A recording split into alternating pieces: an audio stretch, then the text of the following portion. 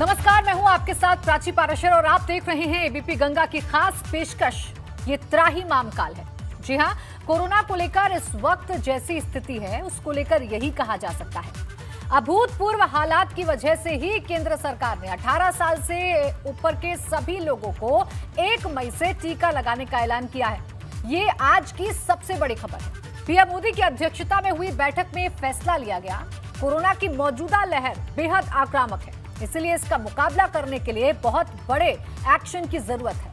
उधर यूपी में हालात लगातार बिगड़ रहे हैं। राज्य सरकार का दावा है कि वो अपनी तरफ से कोई कसर नहीं छोड़ रही, लेकिन जमीनी हकीकत बहुत नहीं बदली है। सबसे बड़ी मुश्किल ऑक्सीजन सप्लाई की है, जो अब भी कायम है। हालात त्राहिमाम जैसे हैं क्योंकि अस्पताल ऑक्सीजन की कमी की वजह से कोरोना मरीजों को भर्ती करने से भी हाथ खड़े कर रहे हैं।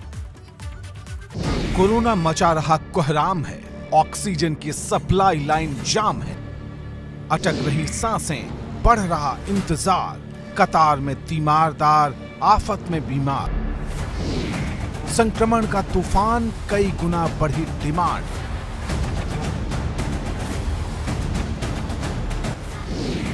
अवध का बुरा हाल है, काशी बेहाल है।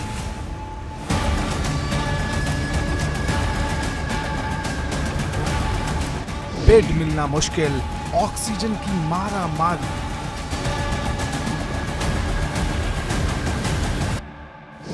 कैसे होगा इलाज, कैसे मिटेगी महामारी?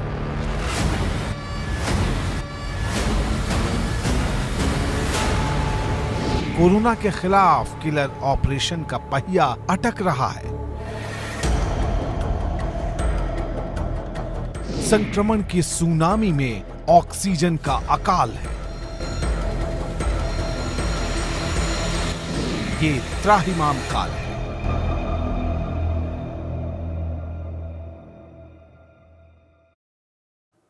तो एबीपी गंगा ने आज लखनऊ के चप्पे चप्पे पर पहुंचकर ऑक्सीजन की सप्लाई का हाल जाना। राजधानी में पहले से ऑक्सीजन की आपूर्ति बढ़ी है, लेकिन जरूरत के लिहाज से ये काफी कम है। इस वजह से मरीजों के तीमारदार खुद खाली ऑक्सीजन सिलेंडर हाथ में लेकर दर दर भटक रहे हैं। उनकी माने तो निजी अस्पताल उनसे ऑक्सीजन साथ में लाने पर ही संक्रमितों के इलाज की बात कह रहे हैं। ऐसे में आम लोग लाचार हैं। ऑक्सीजन के अकाल पर लखनऊ की आंखों देखी आपको सच से रूबरू करा देगी।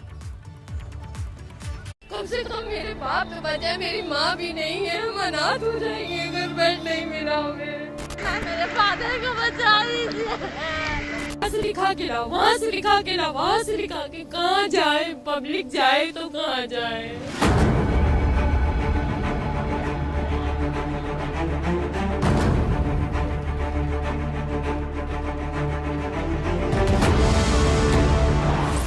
ऊंचे अस्पतालों में सिर्फ कागज पर सुविधा है, जमीन पर देखिए सिर्फ दुविधा ही दुविधा है। काफ़ी दिक्कत आ रही है, टाइम टू टाइम दिया जा रहा है। हॉस्पिटल के भी लोग आ रहे हैं यहाँ पर और लोग भरा जा, सिलेंडर टाइम टू टाइम लगा जा रहा है, समय लगता है। सरकार कुछ कर नहीं रही है।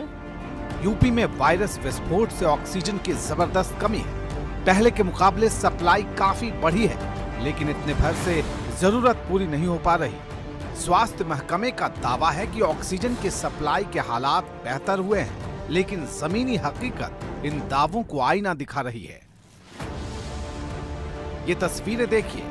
हालात को समझना है तो लखनऊ के गढ़ी कनौरा इलाके में ऑक्सीजन के एक प्राइवेट प्लांट के आगे लगी इस कतार को देखिए। लोगों ने लाइन लगा रखी है, खाली ऑक्सीजन सिलेंडर लेकर पहुंचे हैं। उम्मीद थी कि यहां आकर इंतजार खत्म हो जाएगा, लेकिन यहां प्लांट के प्रबंधन ने नोटिस चस्पा कर रखा है कि मेडिकल ऑक्सीजन सिर्फ कोविड अस्पताल के लिए है।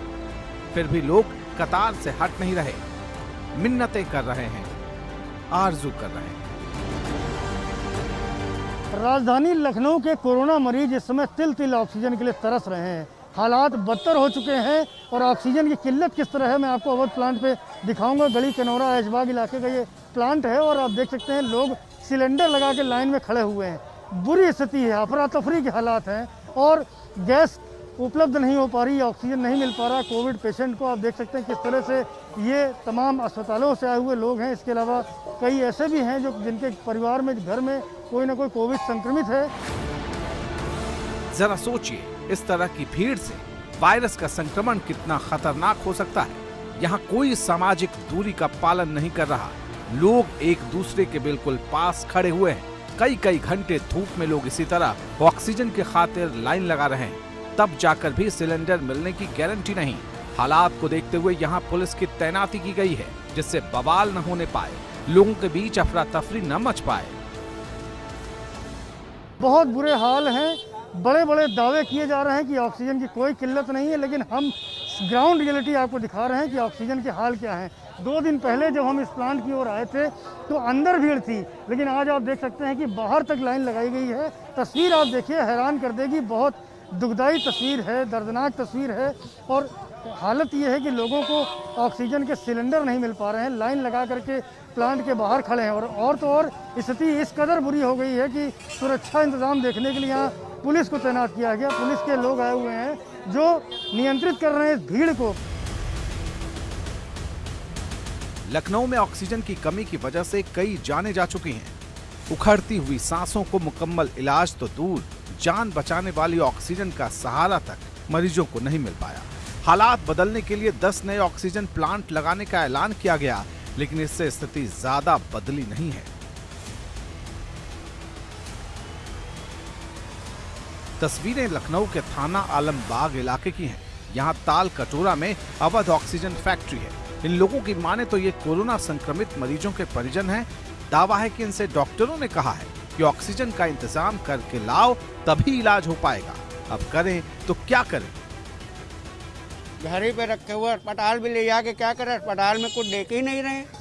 वो तो कह रहे अपना ऑक्सीजन खरीद के लेके आइए, यहाँ सिलेंडर कहीं मिल नहीं रहा है, कोई सिलेंडर ही नहीं देने के लिए नहीं राजी है, कहीं कुछ नहीं है।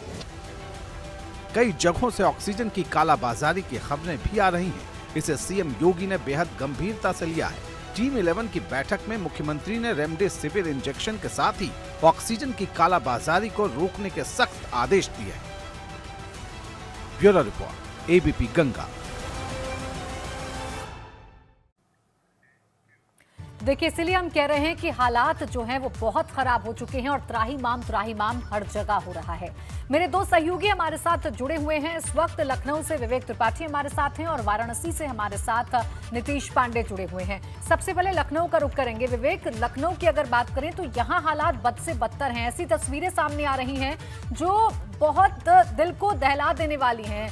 ऐसी तस्वीरें हैं जिनको देखकर दुख हो रहा है, जिनको देखकर बहुत सारे सवाल खड़े हो रहे हैं। फिलहाल क्या तैयारी है, किस तरीके से हालात को काबू में करने की कोशिश है?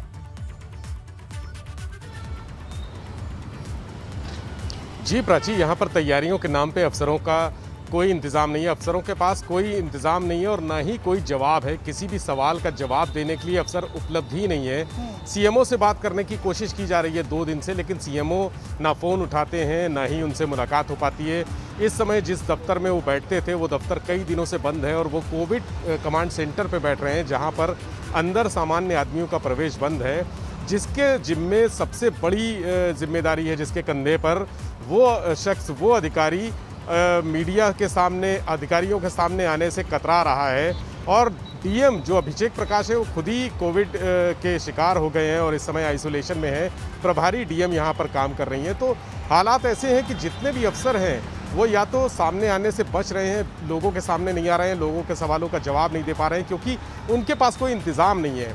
आप अगर गैस की सप्लाई, ऑक्सीजन की सप्लाई की बात करें, अस्पताल में दवाओं की सप्लाई की बात करें, अस्पताल में मरीजों की भर्ती की बात करें, तो किसी के पास कोई इंतज़ाम नहीं है। अस्पताल के बाहर मरीजों की भीड़ लगी हुई है। शमशान घाट पे लाशों का सिलसिला जारी है। कब्रिस्तान में कब्र खोदते खोदते लोगों के हाथों में छाले पड़ गए हैं, लेकिन जवाब देने के लिए जवाबदेही किसी के पास नहीं है। कोई तय नहीं कर पा रहा है कि क्या किया जाए, इंतज़ाम कैसे हो। भीड़ इतनी है, मरीज़ इतने हैं कि अस्पताल के बाहर भटक रहे हैं, कोविड कमांड सेंटर के बाहर भटक रहे हैं। जिनको कहीं से राहत नहीं मिल रही है वो ऑक्सीजन जो एजेंसियां हैं उनके बाहर भटक रहे हैं कि किसी तरह से ऑक्सीजन ही मिल जाए तो वो घर पर कम से कम अपने आप को थोड़ा सा राहत दे सके, थोड़ी सी सांस उनको मिल जाए, लेकिन उनकी कहीं सुनवाई नहीं हो रही है। सीएम ने खुद निर्देश दिए हैं, सुबह बैठक करते हैं, वर्चुअल मीटिंग्स होती हैं, फ़ोन पर भी सारे अधिकारियों के संपर्क में रहते हैं, लेकिन जो धरातल पर स्थितियां हैं वो बहुत विकट हैं, डराने वाली हैं, खौफनाक तस्वीरें हैं। कोई भी अफसर किसी भी बात का जवाब देने के लिए उपलब्ध नहीं है और जो आलम है मौतों का यहाँ पर लगातार, जैसा कि स्वास्थ्य मंत्री ने भी कहा कि कोरोना के जो संक्रमित मरीज हैं वो आज कम हुए हैं बीते दिन की तुलना में।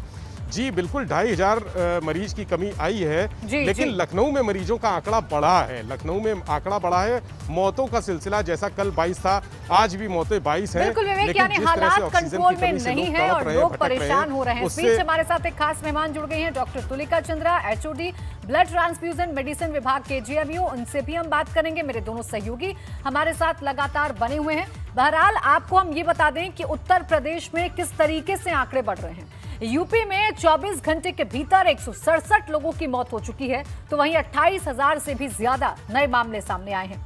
गंभीर हालात को देखते हुए इलाहाबाद हाईकोर्ट ने 5 शहरों में 26 अप्रैल तक लॉकडाउन लगाने का आदेश दिया। लखनऊ, कानपुर, प्रयागराज, कानपुर नगर, गोरखपुर और वाराणसी में लॉकडाउन का ऑर्डर दिया गया। इसके मुताबिक इसे आज रात से ही लागू किया जाना था, लेकिन यूपी सरकार ने इसे सुप्रीम कोर्ट में चुनौती देने का फैसला किया है।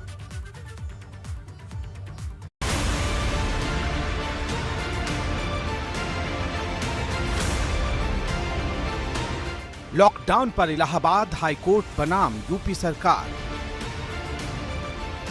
इलाहाबाद हाईकोर्ट ने दिया 5 शहरों में लॉकडाउन का आदेश।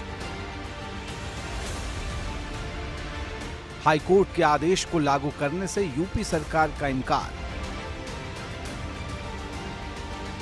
सुप्रीम कोर्ट में हाईकोर्ट के आदेश को चुनौती देने का राज्य सरकार का फैसला। लखनऊ, कानपुर, प्रयागराज में लॉकडाउन का था आदेश। कानपुर, गोरखपुर, वाराणसी शहर में लॉकडाउन का था आदेश। हाईकोर्ट ने 26 अप्रैल तक 5 शहरों में पाबंदी का दिया था आदेश। यूपी में बिगड़ते हालात के बीच इलाहाबाद हाईकोर्ट ने बड़ा आदेश दिया। हालात संभालने के लिए उच्च न्यायालय को प्रयागराज, लखनऊ, वाराणसी, कानपुर नगर और गोरखपुर में 26 अप्रैल तक लॉकडाउन लगाना ही सबसे सटीक रास्ता लगा। इसे सोमवार रात से ही लागू करने के आदेश भी दे दिए, लेकिन योगी सरकार ने इस निर्देश को सुप्रीम कोर्ट में चुनौती देने का फैसला किया। प्रदेश सरकार की नजर में हालात लॉकडाउन वाले नहीं हैं। हाई कोर्ट के आदेश के बाद भी प्रदेश सरकार का कहना है कि कोरोना नियंत्रण के लिए सख्त कदम उठाए जा रहे हैं। जीवन बचाने के साथ आजीविका भी बचानी है, इसलिए संपूर्ण लॉकडाउन नहीं लगेगा। अब ये जान लीजिए कि हाईकोर्ट के लॉकडाउन के आदेश में किन पाबंदियों का जिक्र था। हाईकोर्ट ने आदेश दिया कि 26 अप्रैल तक जरूरी सेवाओं को छोड़कर बाकी सभी निजी और सरकारी दफ्तर 5 शहरों में बंद रहें। दवा दुकानों को छोड़कर वे सभी व्यावसायिक प्रतिष्ठान बंद रहें जिसमें 3 से ज्यादा मजदूर काम करते हों। सभी होटल, रेस्टोरेंट और खाने की छोटी जगहें यानी ठेले तक बंद रहें। सभी शिक्षण संस्थान बंद रहें। शिक्षक और दूसरे स्टाफ भी नहीं आए। 26 अप्रैल तक किसी सामाजिक समारोह की इजाजत न दी जाए। पहले से तय शादियों के लिए डीएम से जरूरी इजाजत लें। शादियों में 25 लोग ही शामिल हो पाएंगे। सामाजिक भागीदारी वाले कोई धार्मिक समारोह नहीं हो पाएंगे। सभी धार्मिक स्थल बंद रहेंगे। दूध, फल, सब्जी के हॉकर वेंडरों को सुबह 11 बजे तक की ही इजाजत होगी। हिंदी और अंग्रेजी के 2 बड़े अखबारों में विज्ञापन देकर कंटेनमेंट जोन की जानकारी दी जाएगी। स्वास्थ्य सेवा और इमरजेंसी को छोड़कर रोड पर हर गतिविधि पूरी तरह बंद रहे। लेकिन योगी सरकार ने 5 शहरों में लॉकडाउन के इस आदेश को लागू करने की बजाय इसे सुप्रीम कोर्ट में चुनौती देने का फैसला कर लिया। सरकार का यह भी कहना है कि लोग सेल्फ लॉकडाउन कर रहे हैं। देखना यह है कि सरकार के इस फैसले की हाई कोर्ट कैसे समीक्षा करता है और अगला कदम क्या उठाता है। राज्य सरकार ने पहले भी बार बार ये साफ किया था कि फिलहाल राज्य में लॉकडाउन के आसार नहीं हैं। सोमवार सुबह में भी टीम 11 की बैठक के बाद सीएम योगी की तरफ से ये बातें दोहराई गई थी। अब सबकी नजर सुप्रीम कोर्ट पर है। इधर यूपी में जमीन पर कोरोना के कोहराम का क्या हाल है, लगे हाथ ये भी जान लीजिए। यूपी में 24 घंटे में कोरोना से 167 लोगों की मौत हुई। 22 जानें सिर्फ लखनऊ में गईं। राज्य में 24 घंटे में कोरोना के 28,287 नए केस सामने आए। लखनऊ में लगभग 5800 नए मामले सामने आए। आपको बता दें कि आंकड़ा कोरोना का पॉजिटिव आंकड़ा 2000 को छूता हुआ वाराणसी में नजर आ रहा है, लेकिन न तो जनता को ऑक्सीजन उपलब्ध है और न ही इलाज की सुविधा उपलब्ध है। निजी अस्पताल जनता की जेबें ढीली करने में आगे आ रहे हैं, तो प्रशासनिक अमला इन सब के बावजूद कहीं न कहीं कान को अपने घुमाकर सोता हुआ नजर आ रहा है। हम देने को तैयार है 2 लाख 3 लाख 4 लाख कितने लाख लोग हैं। कम से कम मेरे बाप तो बच जाए, मेरी माँ भी नहीं है, हम अनाथ हो जाएंगे अगर बेड नहीं मिला हमें। इलाहाबाद हाईकोर्ट के आदेश से एक बात तो साफ है कि कोर्ट की नजर में अगर हालात नहीं संभले तो फिर लॉकडाउन ही अकेला रास्ता बचता है, लेकिन राज्य सरकार फिलहाल इस बात से सहमत नहीं। Bureau report, ABP Ganga. देखिए, लॉकडाउन को लेकर इलाहाबाद हाई कोर्ट और यूपी सरकार आमने सामने हैं, लेकिन इस बीच हालात बहुत अच्छे नहीं हैं, हालात बिगड़ते जा रहे हैं। खास मेहमान डॉक्टर तुलिका हमारे साथ बनी हुई हैं, साथ ही साथ मेरे 2 सहयोगी विवेक और नीतीश भी मेरे साथ बने हुए हैं। डॉक्टर तुलिका, आपके पास में आऊंगी। देखिए, हालात बद से बदतर हो रहे हैं, ऐसे में कैसे बचा जाए इस संक्रमण से, कैसे अपने आप को सुरक्षित रखा जाए? देखिए, इस संक्रमण से बचना अब हम लोग की हर आदमी की जिम्मेदारी हो गई है, क्योंकि अगर हम मास्क लगाएं और एक दूसरे से मिलना दूर करें, अभी भी अगर आपने देखा होगा जैसे ही लॉकडाउन की खबर पहुंची, आप जनरल मर्चेंट की दुकान में भीड़ है जहां पे कोई सोशल डिस्टेंसिंग नहीं कर रहे हैं। और देखिए, कहां तक पुलिस या कोई प्रशासन आपको रोकेगा जब तक व्यक्ति खुद नहीं सोचेगा। अगर दूर दूर खड़ा हो सकता है तो खड़ा नहीं हो पा रहा है, क्योंकि उसके अंदर उतनी पेशेंस नहीं है। और यही कारण है इतनी तेजी से फैल रहा है, क्योंकि इस बात का वायरस में जो फैलने की शक्ति है वो बहुत तीव्र है और बहुत तेजी से फैलने की शक्ति है, और जिसका लोगों को अंदेशा भी नहीं है। और उसके साथ मोर्टेलिटीज, वो ना उम्र देख रहा है, ना वो किसी का ओहदा देख रहा है। छोटे भी बीमार हो रहे हैं और बहुत सीरियस हो रहे हैं, यंग लोग भी बीमार होकर सीरियस हो रहे हैं और बूढ़े भी हो रहे हैं। तो इस समय जरूरी है कि हम सब लोग को संयम बरतना है।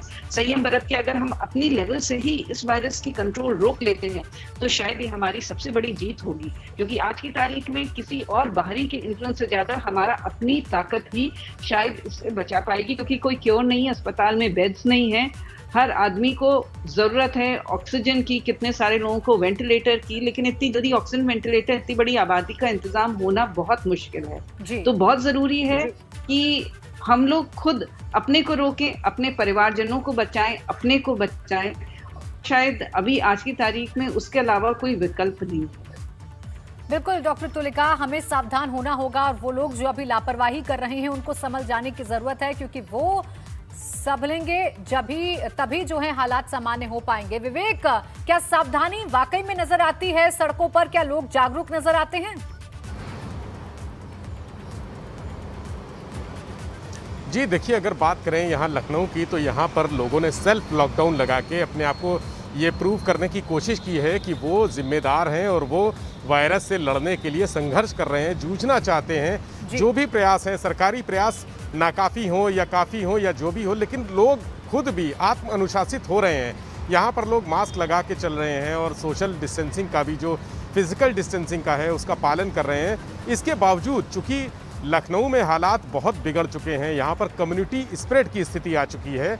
जैसा कि दो दिन पहले एक डॉक्टर से बात हो रही थी, मेरे बहुत सीनियर डॉक्टर से बात हो रही थी, उन्होंने कहा था कि कम्युनिटी स्प्रेड आ चुका है और अब यहाँ पर तुरंत लॉकडाउन की ज़रूरत है। बिना लॉकडाउन के स्थितियाँ नहीं सुधरेंगी। अगले 3 से 4 दिन में संक्रमण का रेट और बढ़ेगा और जो लखनऊ में स्थिति है वो पीक पर जाएगी। यानी अभी जो स्थिति है वो चरम वाली स्थिति नहीं है, पीक नहीं है। ये पीक जो लखनऊ में कोरोना का आना है वो अगले 4 से 5 दिन में आने की बात कही जा रही है। ऐसे में जो व्यापारी हैं, यहाँ के जो व्यापार संगठन के लोग हैं, पदाधिकारी हैं, उन्होंने सेल्फ लॉकडाउन किया है। उनको ये लग रहा है कि जैसे पिछले साल जब लॉकडाउन लगा था तो कई महीने उनकी दुकानें और प्रतिष्ठान बंद रहे थे। यहाँ त्राही त्राही मच गई थी। उनके जो एम्प्लॉइज हैं उनको तनख्वाह देना मुश्किल हो गया था। शब्द का जिक्र यहाँ पर किया है, कम्युनिटी स्प्रेड। इस पर मैं सवाल करूंगी डॉक्टर तुलिका से, फिर उसके बाद नीतीश आपके पास भी आऊंगी। डॉक्टर तुलिका जी, देखिए सवाल ये है कि कम्युनिटी स्प्रेड शब्द से नफरत सी नजर आती है शासन प्रशासन को, क्योंकि इतनी बड़ी संख्या में कोरोना संक्रमण फैल रहा है लेकिन कोई एक्सेप्ट करने को तैयार नहीं है ऑफिशियली तौर पर कि कम्युनिटी स्प्रेड हो रहा है। आप क्या मानती हैं? अब देखिए, हो सकता है कम्युनिटी स्प्रेड के चरण तो दिख रहे हैं कि शायद ये स्टार्ट हो गया है, क्योंकि हर एक घर में, हर एक दूसरे घर में कोरोना पॉजिटिव लोग निकल रहे हैं। और अभी आंकड़ों से शासन शायद इसलिए नहीं कह पा रहा है क्योंकि बहुत सारे लोग जो कोरोना से ग्रसित हो रहे हैं वो अपनी जांच भी नहीं करवा रहे। उनको सिम्टम्स आ रहे हैं लेकिन डर के मारे या जो भी उनके मन के विचार होंगे उससे जांच नहीं करा रहे हैं। तो जितने आंकड़े शायद अभी सरकार के पास आ रहे हैं उससे हो सकता है बहुत ज़्यादा लोग अफेक्टेड हैं कोरोना से, और वो कोरोना संक्रमण भी फैला रहे हैं और खुद भी ग्रसित हैं। वो जब बीमार होते हैं तो जब अपना RT-PCR तक टेस्ट नहीं करवाते हैं। डॉक्टर तुलिका जी, मैं इतना जोर देकर इसलिए कह रही हूँ कि केंद्र सरकार ने देखिए आपसे कुछ देर पहले फैसला लिया है कि 18 साल से ज्यादा के जो लोग हैं उन्हें अब टीका लगाया जाएगा। यह अभूतपूर्व फैसला है, दुनिया में भी इस फैसले की तारीफ होगी, लेकिन रणनीतिक तौर पर इसे अभी लागू करना होगा। तो कहीं ना कहीं सरकार अंदर अंदर मान रही है कि कम्युनिटी स्प्रेड हो रहा है, हालात बिगड़ रहे हैं। मेरे ख्याल से तो हालात बिगड़ रहे हैं, ये हम सब लोग को दिख रहा है, क्योंकि जिस हिसाब से आंकड़े ही आप देखिए, जो आंकड़े आ रहे हैं वो भी बहुत ज्यादा तेज है। और ये कोरोना जब यंग लोगों को भी अफेक्ट कर रहा है तो किसी घर के यंग लोगों को भी जीने का हक है, उनको भी प्रोटेक्शन का हक है। इसीलिए पहले मैं इसे 18 के ऊपर, क्योंकि अब देखिए ज्यादातर मौतें 20 साल 35 साल 40 साल के लोगों में हो रही है। 45 साल के ऊपर वाले तो जाएंगे लेकिन उससे पहले भी जा रहे हैं। इसलिए ये कहीं ना कहीं कम्युनिटी स्प्रेड का ही द्योतक है। हम इसकी बिल्कुल एग्जैक्ट स्टेटिस्टिक्स तो नहीं कह सकते, लेकिन इंगित तो वही करता है, इशारा तो वही है इसका। बिल्कुल, कहीं ना कहीं इशारा हो गया। ये तो आप डॉक्टर तुलिका कह रही हैं कि अब लोगों को और भी ज्यादा सावधान होना होगा। नीतीश, बनारस की अगर बात करूं तो यहाँ पर लोग सावधान हैं, समझ पा रहे हैं कि हालात बहुत ज्यादा क्रिटिकल हो चुके हैं और उनकी सावधानी ही उनको बचाएगी।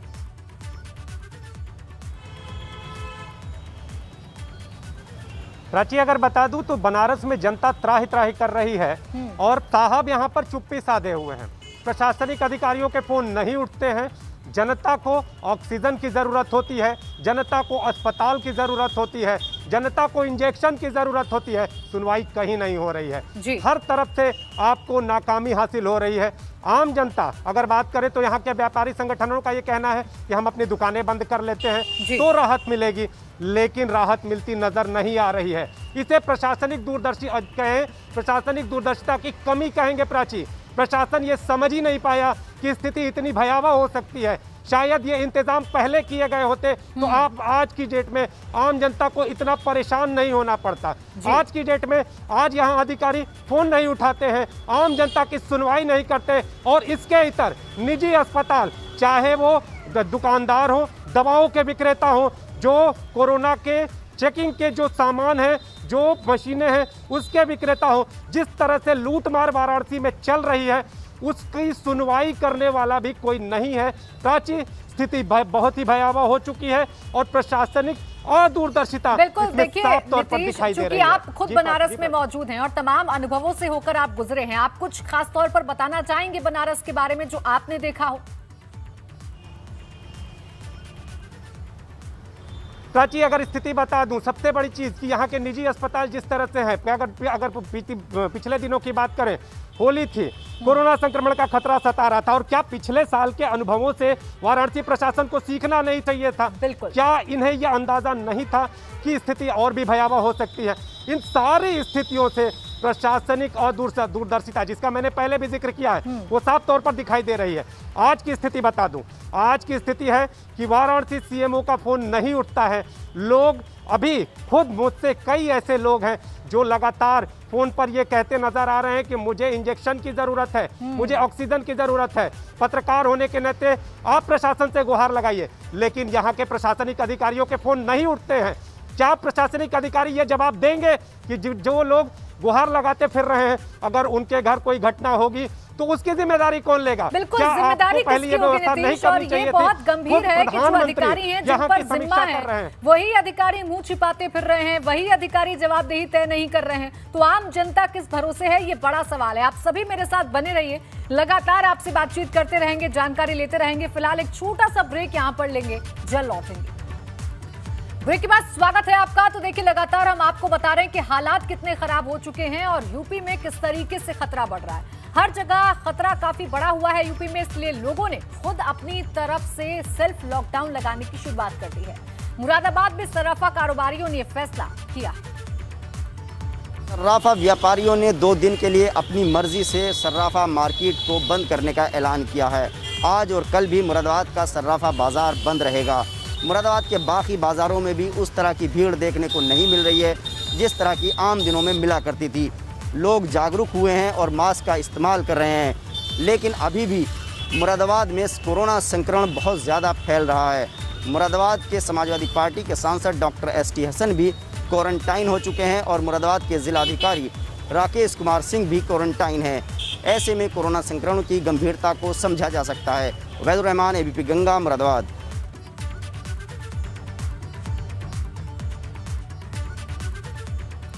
देखिए, सेल्फ लॉकडाउन की तरफ लोग आगे बढ़ रहे हैं क्योंकि लोग ये समझ चुके हैं कि खतरा बहुत ज्यादा बढ़ चुका है। मेरे सहयोगी लगातार हमारे साथ बने हुए हैं। लखनऊ से विवेक हमारे साथ हैं, तो वहीं वाराणसी से नीतीश हमारे साथ हैं। नीतीश, देखिए, लखनऊ में तो शुरुआत हो चुकी है, लेकिन अगर वाराणसी की बात करूं तो क्या यहाँ पर भी लोग सेल्फ लॉकडाउन की तरफ आगे बढ़ते हुए नजर आ रहे हैं, कि जागरूक नजर आ रहे हैं अपने आप को बचाने के लिए?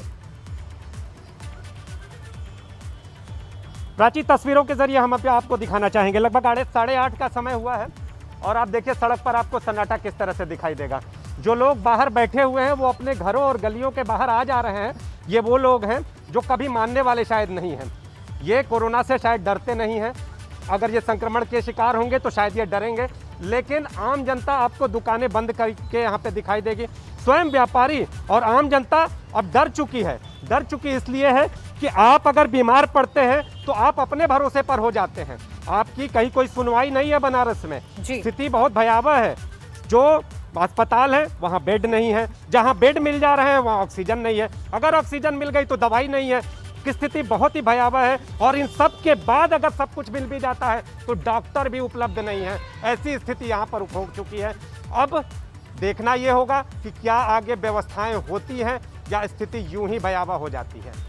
बिल्कुल, जरूर देखने वाली बात होगी। देखिए, अब ये तो लग रहा है कि सरकार ना सही, लेकिन लोग अब सेल्फ लॉकडाउन की तरफ आगे बढ़ रहे हैं। विवेक, जरा आप भी तस्वीरें दिखाइए, लखनऊ का माहौल आप बताइए, क्योंकि यहाँ पर शुरुआत हो चुकी है। खुद व्यापारी जो हैं वो सेल्फ लॉकडाउन कर रहे हैं क्योंकि वो समझ रहे हैं कि स्थिति गंभीर होती जा रही है।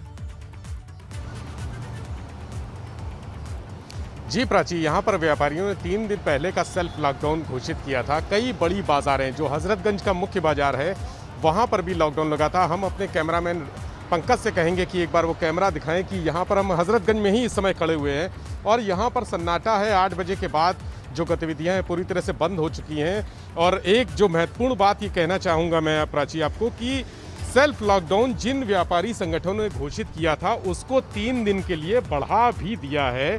ये जो 6 दिन का, यानी सरकार कह रही है कि हमको आजीविका भी बचानी है, लेकिन जो आजीविका चलाने वाले हैं, जिनके जरिए आजीविका लोगों की चल रही है, जो आर्थिक गतिविधियां कर रहे हैं, वो खुद 3 दिन के बाद 3 दिन का और सेल्फ लॉकडाउन बढ़ाने की हिम्मत कर रहे हैं। वो संक्रमण से बचाने के लिए शहर को और खुद को और आम जनता को वो सेल्फ लॉकडाउन कर रहे हैं और 3 दिन का सेल्फ लॉकडाउन उन्होंने बढ़ा भी दिया है। इसके बावजूद सरकार लॉकडाउन की स्थिति नहीं तय कर पा रही है कि लॉकडाउन लगाना चाहिए। वो जो योगी सरकार ने हमेशा दृढ़ फैसले लिए हैं, लेकिन आज इस फैसले को लेकर असमंजस है कि लॉकडाउन लगाना चाहिए या नहीं लगाना चाहिए, जबकि यहाँ का व्यापारी वर्ग हो या सरकार के कुछ मंत्री भी इस तरफ इशारा कर चुके हैं कि हाँ, लॉकडाउन ज़रूरी है।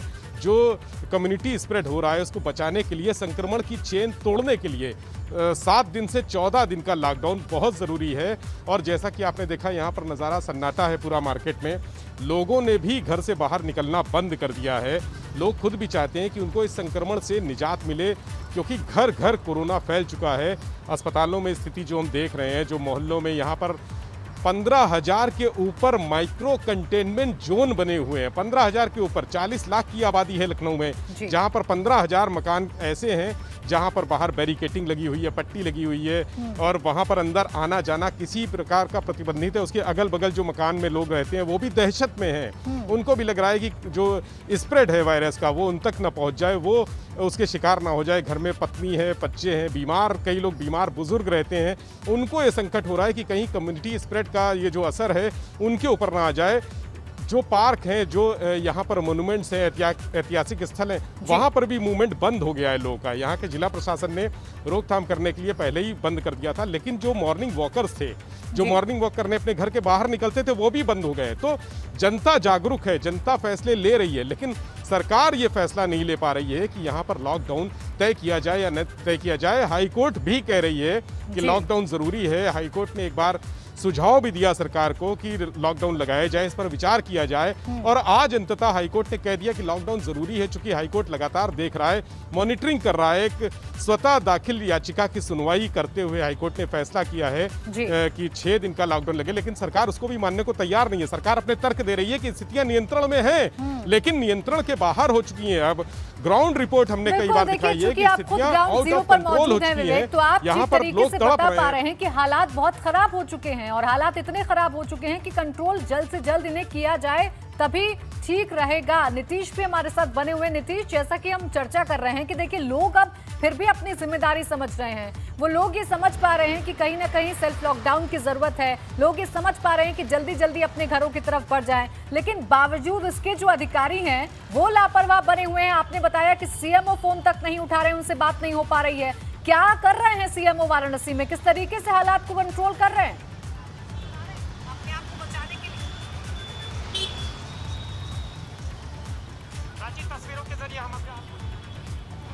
नीतीश, आपको आवाज मिल रही है? नीतीश तक आवाज नहीं पहुंच पा रही है। नीतीश तक हमारी आवाज नहीं पहुंच पा रही है। उनसे फिर हम जुड़ने की कोशिश करेंगे और वाराणसी के जो हालात हैं वो समझने की कोशिश करेंगे। इस बीच डॉक्टर तुलिका जी हमारे साथ एक बार फिर से जुड़ गई हैं, उनका हम रुख कर लेंगे।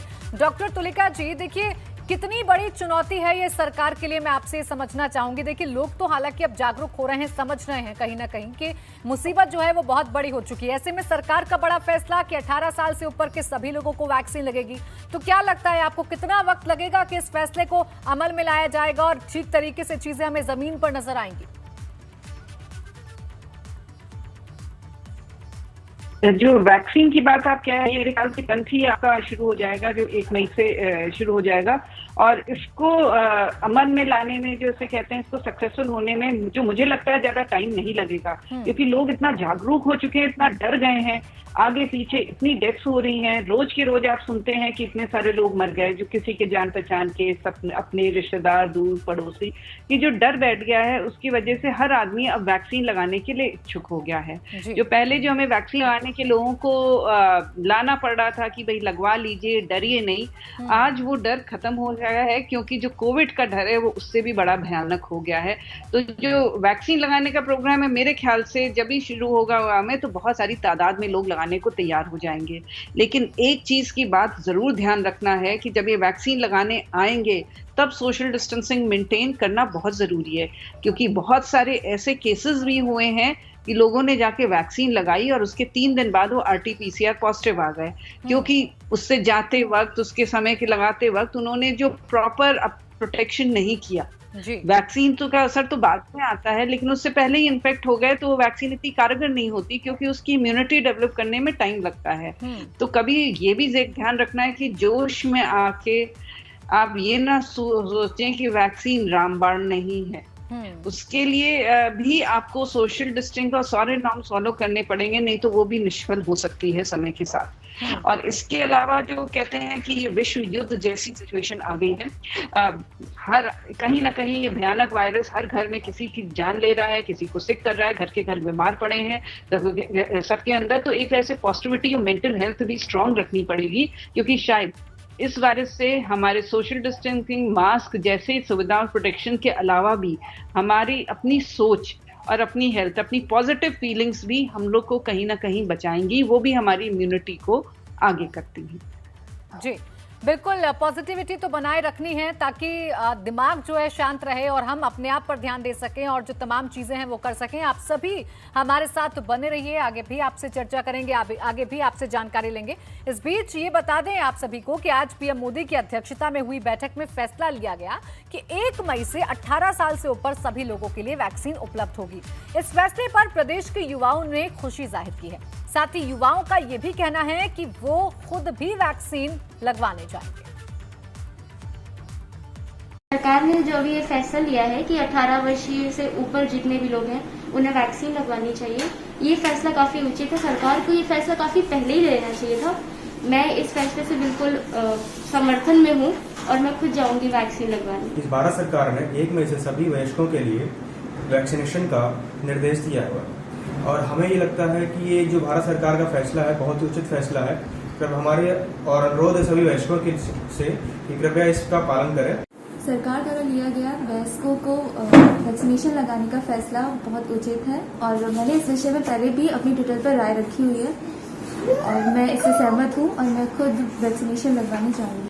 सरकार ने जो फैसला लिया है कि 1 मई से 18 साल के ऊपर जितने लोग हैं उनको वैक्सीन लगाया जाएगा, कि सरकार वो बहुत ही अहम और बहुत ही बढ़िया फैसला है। मैं भी जाऊंगा और मैं भी अपने नज़दीक के अस्पताल में कोविड का वैक्सीनेशन करवाऊंगा। देखिए, युवाओं में खुशी है और युवा ये समझ रहे हैं कि इस वक्त उनका वैक्सीनेशन होना बहुत ज्यादा जरूरी है। खास मेहमान डॉक्टर तुलिका हमारे साथ बनी हुई है, मेरे 2 सहयोगी लगातार मेरे साथ बने हुए हैं। डॉक्टर तुलिका, देखिए एक तरफ लोग जागरूक हो रहे हैं तो वहीं दूसरी तरफ आज दिल्ली से दिन भर तस्वीरें सामने आई हैं, क्योंकि जैसे ही दिल्ली सरकार ने लॉकडाउन का ऐलान किया लोगों ने पलायन करना शुरू कर दिया। तो क्या यही वजह समझ में आती है कि सरकारें भी कोई कदम लेने से पीछे हट रही हैं, क्योंकि वो समझ रही हैं कि पलायन जैसे हालात पैदा हो सकते हैं और मुश्किलें और बढ़ सकती हैं, स्प्रेड ज्यादा हो सकता है? शायद आप सही कह रही हैं कि ये एक मानसिक सोच है लोगों की कि जहां लॉकडाउन लगता है उनके जीविकोपार्जन का साधन समाप्त हो जाता है। शहर जैसी जगह में जहाँ पे गरीब आदमी रोज की रोज कमाता है, अगर उसको वहाँ पे उसके जीविका का साधन कम हो जाता है या ख़त्म हो जाता है तो वो अपने गांव जाएगा, क्योंकि वो सोचेगा कि एटलीस्ट हमें वहाँ पे खाने पीने की तो कमी नहीं रहेगी, मैं खेती बाड़ी से अपना पेट तो भर लूँगा, भूखा तो नहीं मरूंगा। तो वो पलायन की स्थिति होती है, लेकिन उस पलायन की स्थिति में वो एक इन्फेक्शन दूसरी जगह से फैल के मेरे ख्याल से पूरे स्टेट में फैल जाएगा। अभी अगर लॉकडाउन आप 5 जिलों में करते हैं तो हो सकता है कि 10 दिन के बाद बहुत सारे जिले संक्रमित हो जाएं, फिर एक साथ बीमारी सब जगह बहुत हाई लेवल पे पहुंच जाए। तो इसलिए ये फैसले बहुत सोच समझ के प्लानिंग के साथ करने चाहिए, जिससे कि आगे बढ़ने का मौका ना मिले इस बीमारी को। ये बहुत जरूरी है। बिल्कुल, कहीं ना कहीं यही चिंता है सरकार को भी शायद कि कहीं इस फैसले से फिर से कम्युनिटी स्प्रेड ना हो जाए। आप बने रहिए, तमाम लोग मेरे साथ, आपसे लगातार हम चर्चा करते रहेंगे, जानकारी लेते रहेंगे। फिलहाल एक छोटा सा ब्रेक यहाँ पर लेना होगा, फौरन लौट रहे हैं, बने रहिए हमारे साथ। ब्रेक के बाद स्वागत है आपका। तो लगातार आप देख रहे हैं कि किस तरीके से कोरोना ने बुरे हालात पैदा कर दिए हैं। ऐसे में लोग भी अब जागरूक होते हुए नजर आ रहे हैं और हालात जो हैं वो अभी कंट्रोल से बाहर नजर आ रहे हैं। खास मेहमान डॉक्टर तुलिका मेरे साथ बनी हुई हैं, साथ ही साथ मेरे दोनों सहयोगी भी लगातार बने हुए हैं जो ग्राउंड जीरो से हमें बताने की कोशिश कर रहे हैं कि जो हालात हैं वो कैसे हैं। विवेक, लखनऊ की मैं अगर बात कर लूं तो यहाँ पर अधिकारियों का कैसा रुख है, क्योंकि लोग अगर जागरूक हैं, लोग समझ रहे हैं, तो क्या अधिकारियों से कोई कोऑर्डिनेशन है? अधिकारी सुन रहे हैं लोगों की समस्या का समाधान कर पा रहे हैं या नहीं? जी देखिए, अधिकारी उपलब्ध हैं, लेकिन जो प्रशासन के अधिकारी हैं और पुलिस के अधिकारी हैं वो तो उपलब्ध हैं 24 घंटे सेवा के लिए, लेकिन जो स्वास्थ्य विभाग के अधिकारी हैं जिनके ऊपर महती जिम्मेदारी है, सबसे ज़्यादा महत्वपूर्ण जिनकी भूमिका है, वो उपलब्ध नहीं है। सीएमओ बीते कई दिनों से गायब हैं और जनता से उनका जो संपर्क है वो टूट गया है। वो सिर्फ अधिकारियों के संपर्क में रहते हैं, जो ऊपर शासन के स्तर के अफसर हैं उनसे सिर्फ संवाद करते हैं और पब्लिक से संवाद उनका ख़त्म हो गया है। किसी भी तरह से न किसी से मिल रहे हैं, ना ही उनका फ़ोन उठता है, ना ही वो बातचीत करते हैं।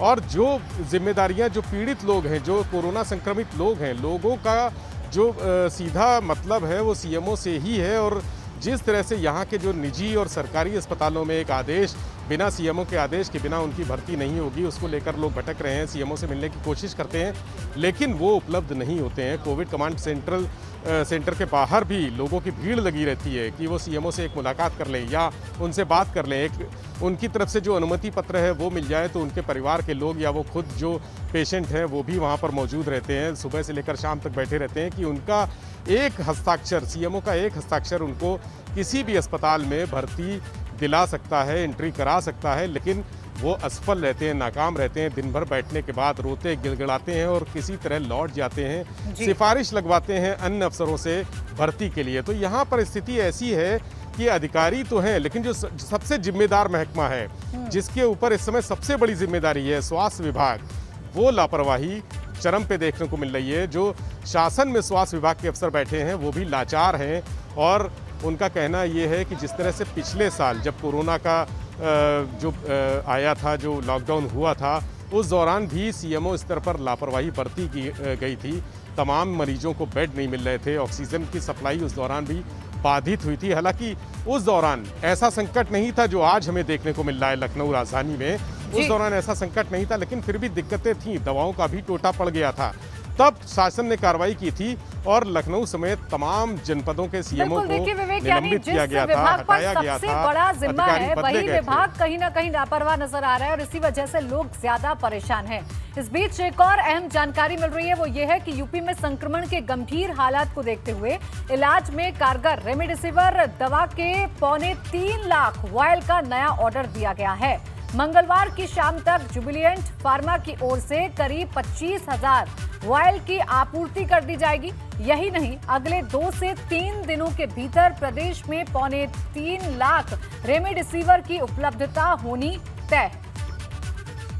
तो ये बड़ा कदम जरूर उठाया गया है क्योंकि इस इंजेक्शन की कमी की वजह से लोगों को सबसे ज्यादा परेशानियों का सामना करना पड़ रहा है और लोग एक एक इंजेक्शन को पाने के लिए उन्हें कड़ी मशक्कत करनी पड़ रही है, उन्हें अधिकारियों के सामने गिड़गिड़ाना पड़ रहा है, लेकिन उसके बावजूद ये इंजेक्शन उन तक नहीं पहुंच पा रहा है।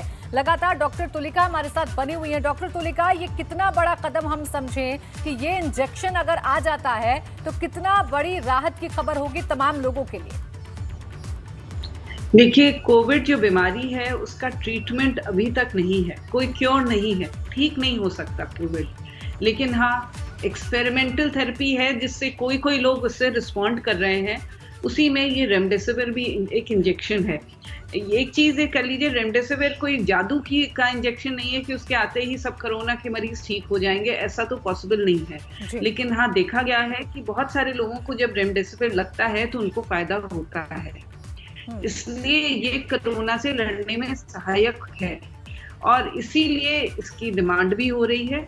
और जैसे ही ये जो इंजेक्शंस उपलब्ध होंगे तो मेरे ख्याल से बहुत सारे ऐसे मरीज जो बहुत डिटोरिएट कर रहे हैं, अगर हम उनको टाइमली इंजेक्शन दे देंगे तो उनको फायदा होगा और वो इम्प्रूव कर जाएंगे। क्योंकि आपने देखा कि बहुत सारे ऐसे मरीज जिनको बहुत कोई रीजन नहीं है, उनको कोमोर्बिडिटीज ऐसी भी नहीं है, उसके बावजूद भी मृत्यु प्राप्त हो रही है क्योंकि शायद हमारे पास वो इलाज ही नहीं है जो उनके ठीक कर सके। तो वहाँ पे ये इंजेक्शन, देखिए, कोरोना वायरस का कोई इलाज नहीं है, लेकिन उसके बाद भी जो एक्सपेरिमेंट से वो किए जा रहे हैं और उसी में ये इंजेक्शन है जो राहत पहुंचा रहा है। नीतीश, बनारस की बात कर लें तो अगर यहाँ पर ये इंजेक्शन आ जाता है, जिस तरीके से कदम उठाए गए हैं, 3.25 लाख वायल का ऑर्डर भेजा गया है, अगर बनारस में इंजेक्शन आ जाता है तो कितनी राहत होगी लोगों के लिए बनारस के लिहाज से? प्राची, जिस तरह की स्थितियां हैं उसमें उम्मीद भी एक बड़ी राहत मानी जाएगी और जिस तरह से ये इस इंजेक्शन के आने की एक उम्मीद लोगों में जगेगी है, जिस तरह से लोग उम्मीदज़दा होंगे कि ये इंजेक्शन आएगा और जब ये इंजेक्शन आ जाएगा तो लोगों की जान में जान तो आएगी ही ज़रूर। क्योंकि आज की जो स्थिति है, एक तरफ ऑक्सीजन की मारामारी है, दूसरी तरफ जो इंजेक्शन है उसकी मारामारी है और इलाज की मारामारी है, दवाओं की मारामारी है। ऐसी स्थिति में इंजेक्शन का आना कहीं ना कहीं आम जनता को थोड़ी राहत तो जरूर देगा। लेकिन इन सब के बावजूद ये कहना चाहूँगा प्राची कि बनारस के अधिकारियों को जगना होगा, बनारस के अधिकारियों को जनता के नज़दीक जाना होगा ताकि आम जनता थोड़ा ढाढ़स में अपने आप में ढाढ़स महसूस कर सके, ताकि जो अधिकारी हैं, अगर उन्हें ये लगने लगेगा कि अधिकारी हमारे साथ हैं, तो आधी लड़ाई तो शायद ऐसे भी जीती जा सकती है। जंग को हम जीत पाएंगे। बहरहाल बहुत शुक्रिया आप सभी का हमारे साथ जुड़ने के लिए, हमारे साथ चर्चा करने के लिए, अहम जानकारी देने के लिए। और इस बीच एक ऐसी भयावह तस्वीरें आपको दिखाते हैं जिसे देखने के बाद कोरोना का जो खतरा है वो और भी बढ़ता हुआ नजर आएगा। देखिए, ये आनंद विहार की तस्वीरें हैं। जैसे ही दिल्ली में लॉकडाउन का ऐलान हुआ है, एक बार फिर से 1 साल पहले की स्थिति देखने को मिल रही है। एक बार फिर से जो तस्वीरें हैं वो सामने आ रही हैं, ऐसी जो डराने वाली हैं। इसलिए हम कह रहे हैं कि ये भीड़ डराने वाली है। और देखिए, इनमें कई सारी ऐसी बसें हैं जो उत्तर प्रदेश परिवहन की बस हैं। खतरा जो है उत्तर प्रदेश की तरफ भी तेजी से बढ़ रहा है, क्योंकि जो दिल्ली से लोग पलायन कर रहे हैं वो उत्तर प्रदेश भी जाएंगे। उत्तर प्रदेश के भी बहुत बड़ा ऐसा वर्ग है मजदूरों का जो दिल्ली में काम करता है, और दिल्ली से अब उन्होंने पलायन करना शुरू कर दिया है। ये तस्वीरें डराने वाली हैं और आगाह करने वाली। इसी के साथ इस बुलेटिन में बस इतना ही, लेकिन अपील लगातार एबीपी गंगा कर रहा है, सतर्क रहें, सावधान रहें।